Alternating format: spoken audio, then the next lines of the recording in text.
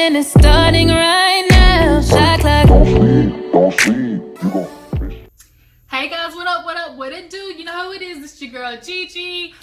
We back at it again. We gotta talk about Married to Medicine. It is Monday, so it's the day after. It came on after Potomac Reunion Part 1. So after we done talking about this, we gonna get into them bitches. But first, we gotta talk about how this little EmergenTEA ended basically in Simmone and Quad feuding again because Quad's ass showed up late.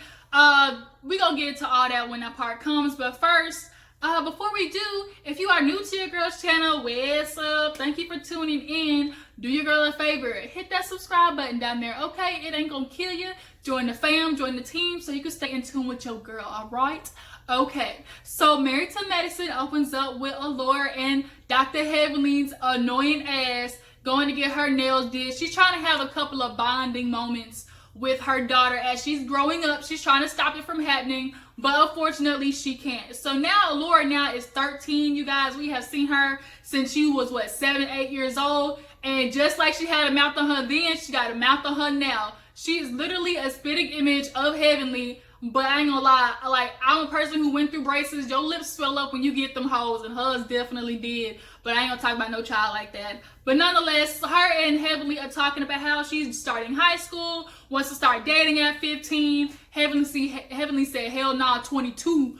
But her daughter ain't having it, because Heavenly had a daughter, had a boyfriend at 15. So if you can do it, Heavenly, so can your daughter. But I'm gonna warn you, do not try to put no hard leash on her, because it be the girls who was in the cage, and as soon as they get out the cage, go buck wild. Because shit, I witnessed it myself. I was in high school and knew a girl who was a preacher's kid, and one time she got out to a party. 2 weeks later, we found out she gave 2 niggas chlamydia. So yeah, I mean, make sure you like got a good gauge on it. You know, Laura's keeping her ass in the room locked up and stuff away from Heavenly, but nonetheless, those two are bonding before she gets older. So let's move on to Scott. He is struggling while he's on daddy duty. Contessa's on the way home from Nashville. Y'all know she's trying to be general surgeon. But Scott's cooking dinner, trying to, you know, do dishes, wash laundry, take care of his badass kids. I think it wouldn't be as bad because that little young one with the little messed up braids, the nappy headed one, the nappy babe, she bad as hell. She need to get her ass whooped a little bit more. Spilling shit all on the floor and stuff on purpose. But nonetheless, you know, Contessa's heading home and she actually ends up picking up McDonald's. There was a little miscommunication there. I think she just brought it, you know, just to make sure that, you know, her kids ate. But Scott sees it as, oh, you didn't think I would feed the kids? And so that kind of miscommunication started off this huge tension that they already had. Because Contessa's coming home, like, I don't even think she kissed Scott or said, like, hey, honey, or nothing. She's like, why is there laundry in the kitchen? You know, there's dishes in the sink. You look like you're just discombobulated. Well, hell yeah, Scott's being daddy, and he's never done it, like, you know, full term like you have before, so he's out of place. And Scott was like, well, shit, I don't feel appreciated. Like, you do realize that's the 4th damn load of laundry I did. But what you do need to be doing is having them kids fold them clothes. My niece and nephew's already folding, and they damn 7 and 8 years old. So I know somewhere along those lines, your kids can fold some towels or some type of shit. My mama had us doing shit literally at the age of 5 and 6. So there ain't no excuse there. But nonetheless, he's like, well, okay, you run off to Nashville to do your little scan while I'm over here, you know, being daddy. And she was like, okay, rude. And he was like, you know, you made this decision. And she's like, we made this decision. And it's like, Scott, come on, I understand you angry, but don't put that off on her. But nonetheless, she was like, that's why we should move to Nashville. And he ain't having it. But my question is, where's the nanny? Like, when y'all first came up with this decision for you to leave to Nashville, like, did a nanny not come up in the conversation? Because shit, y'all got the coin. So is it you're scared to like do that nanny thing again because of Renee? Or do you not want to have to deal with the possibility of his ass pulling a Curtis?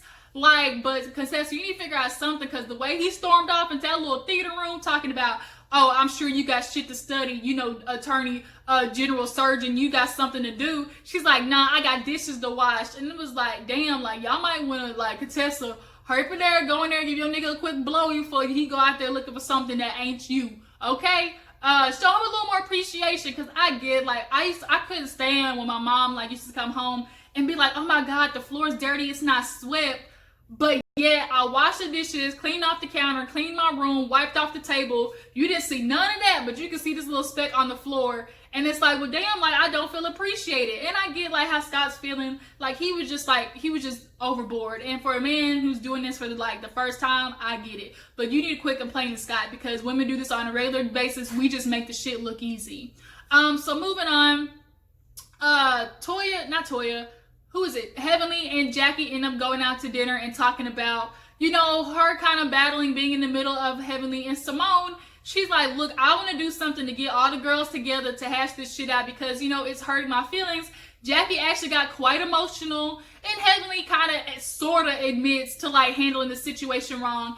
As you know, she tweeted back at Cecil for saying something about the stupid pressure washer comment, and you basically threw out your whole friend Heavenly for what?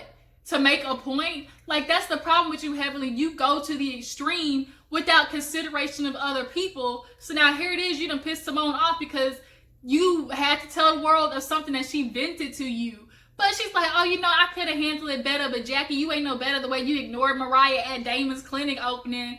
Jackie could give two fucks less about Mariah, okay? But she's gonna deal with her at this little tea party that she's getting together. Toya, she ends up suffering, y'all. She had a miscarriage. That shocked me. Her and Eugene were happy to be pregnant and possibly having the chance of having a daughter, but she suffered a miscarriage. You can tell that really affected her.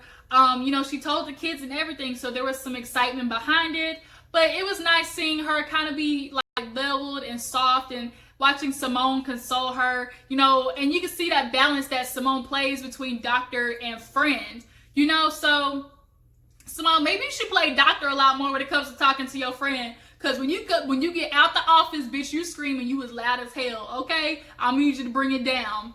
Who else goes out? Oh, Heavenly, Quad with her little blonde wig. That was a hot mess. And, who was it? Contessa.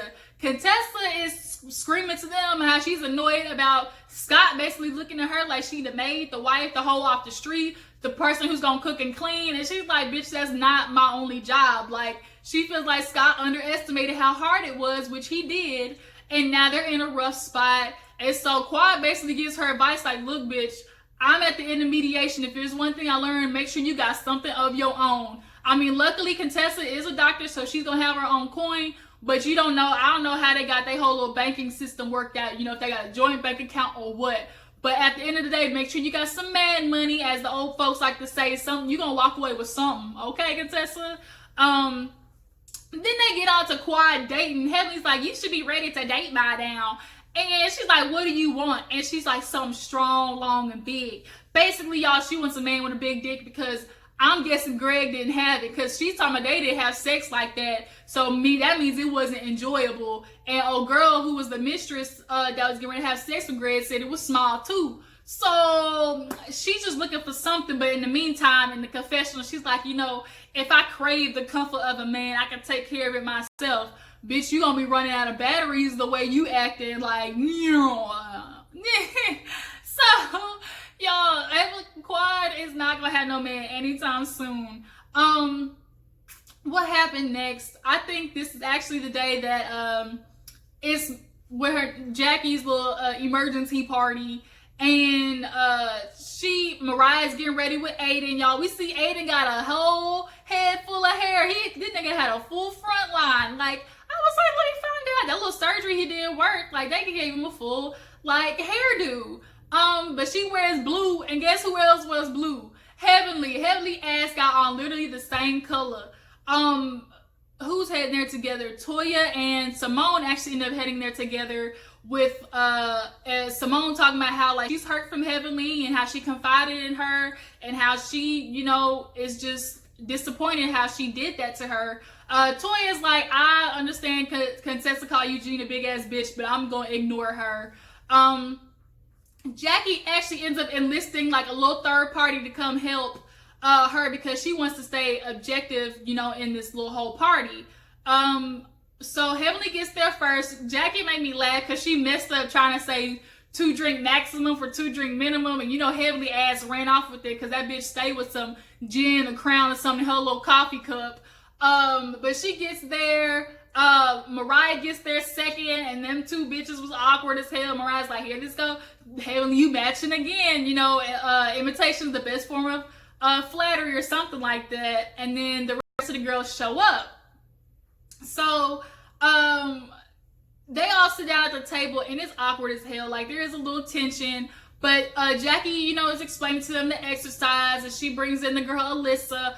The girl Alyssa did a really good job of like making sure everything was mediated, the air was clear, like, and she brought a little bit of Jesus into it, because hell and hot water is gonna be what needs to help these ladies.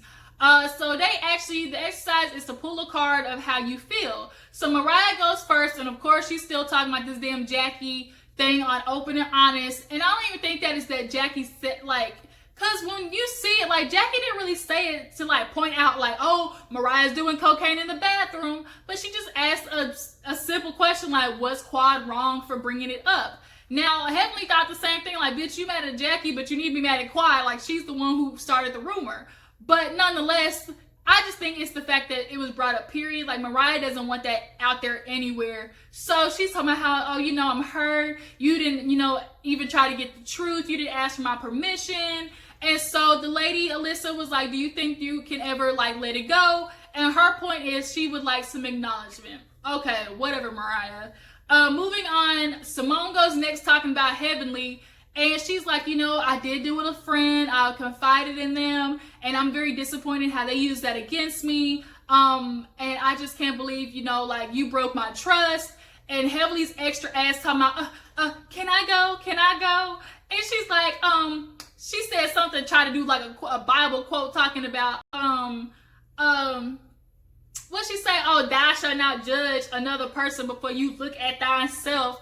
And it's like, oh, bitch, where did you get that from? The verses of Heavenly 2 and 13? Like, Heavenly, come on now. Like, you knew you was wrong doing that to that lady. Just say sorry, and so you and Simmone can be friends again. Like, bitch, you was wrong. Point blank, period. Toya ends up going, and she was super emotional. Like, it was hard seeing her. She kind of broke down talking about she picked the disappointment card, but she was disappointed in herself. And it was kind of interesting to see how she was just talking about how, like, maybe she uses the term friend too loosely, and I get it. Because it's like, sometimes when you bond with somebody so fast, like, you're like, dang, this girl's my friend. But all the time growing up, when I was like in junior high school, I used to come home to my mom, be like, oh, I got a friend, or like, I'm going out with my friend. And she's like, nah, that's your acquaintance. And I would be like, what the hell? Like, nah, she my friend. And the older I get it. Like, you can't say nobody's truly your friend until y'all been through some shit and they still there at the end of it. But you could tell, like, she's having a hard time. And I do think, obviously, the emotions from the miscarriage was in there a little bit. And she isn't telling any of the girls at the table because she can't really trust them with that information. Contessa didn't go. Heavenly did her little sly remark. And then we get to Quad. Quad's extra ass. Here we go. Talking about, oh, I need this one. Oh, that one looks about right, too. And that one goes with... And it was like, bitch, she got to her fourth card, and Jackie was like, I'm gonna need you to narrow it down to 2, bitch. Like, bring it down. And it's like, Quad, it's like she was purposely trying to make the point of, you bitches, I got something to get off my chest. So she's talking about how she don't want the drama, don't bring no mess to her. If there's any mess, it better be your own. And nonetheless, everybody's sitting there waiting like, okay, bitch, shut up already. Like, okay, we get it. So they end in hugs and prayers and kumbaya. You know how the church be like, turn to your neighbor, and they hug. And so the next day, her and Simmone get together because they finally agreed to sit down and talk after Quad had a little emotional moment calling for her hand. They did. So the final scene is Simmone and Quad. And what else do we expect? Simmone gets there first, and it's waiting. 15 minutes go by. 30 minutes go by. 45 minutes go by. Bitch, it is 8:45. Quad, why are you always late? And Simmone specifically talked to you about this as well as the other girls. Bitch, respect my time. And then she comes in all hot to my, let's get into this. You know, I got a job tomorrow. Well, bitch, Simmone do too. She's saving lives. Your ass is talking on a TV screen. Like, I'm sure her job is way more important than yours. But she's like, I want to get to talking about the crab boil. And Simone's like, we talked about this already. And I kind of agree with Simmone. Like, if you were cool, like we talked about it and we're cool, like why are you bringing it up again? But she's like, no, you need to tell me. You need to tell me. And Simmone's like, don't tell me what to do. And it's like, girl, Quad, you need to bring it down. Like, as TT, shout out to TT, like, bring it down a couple of notches, because for one, strike one, you lake. Oh Lord, I'm calling out the damn Mariah sister name. Strike one is you late. Strike two is you come in, don't even apologize for being late. You want to start off, oh, I want to thank you for coming with this attitude. And then strike three, you talking to me like I'm your kid, like trying to boss me around. Hell nah. So now Simmone is like, we already talked about this crab boil, but something's missing here, because she's like, as Simmone is leaving, she's like, that's it, you running because you don't want to face the truth. You told a lie. Now something happened either behind camera, because Simmone was like, tell it, tell me. And it was like she was trying to get Simmone to admit something in front of the camera, maybe that was possibly said behind the scenes. So we gonna have to see, you know, what that is. Maybe we'll find out in the future.